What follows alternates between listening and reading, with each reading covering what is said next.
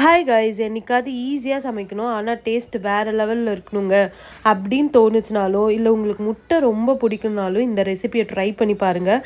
கண்டிப்பாக கமெண்ட்டில் சூப்பர்னு சொல்லுவீங்க. அந்த அளவுக்கு இருக்குங்க டேஸ்ட்டு. அதுக்கு நான் ஒரு 2 முட்டையை ஆம்லெட் எப்படி போடுவோமோ அந்த மாதிரி போட்டு எடுத்து வச்சுக்கோங்க.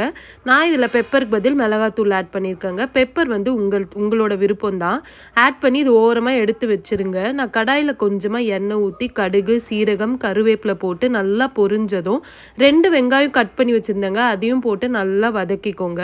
வதங்கினதும் கொஞ்சம் தக்காளி, உப்பு சேர்த்து வதக்கிக்கோங்க. தக்காளி நல்லா மேஷியாக குக் ஆனதும் இல்லை காரத்துக்காக மிளகாத்தூள் ஆட் பண்ணியிருக்கேன். வெறும் மிளகாத்தூள், மஞ்சள் தூள் ஆட் பண்ணி நல்லா வதக்கிக்கோங்க. வதங்கினதும் கொஞ்சம் தண்ணி சேர்த்து இதை கொதிக்க விடுங்க, மசாலா ஸ்மெல்லாம் போகிறதுக்கு. கொதித்ததும் நம்ம ஆம்லெட் ரெடி பண்ணி வச்சுருக்கோங்கல்ல, அது இதில் சேர்த்து இந்த சைடு ஒரு பக்கம், அந்த சைடு ஒரு பக்கம் நல்லா மசாலாலாம் ஆம்லெட்டில் இறங்குற அளவுக்கு மிக்ஸ் பண்ணி ஒரு 5 மினிட்ஸ் மூடி போட்டு வைங்க. அவ்வளோதான், நம்ம கார முட்டை ரெடி.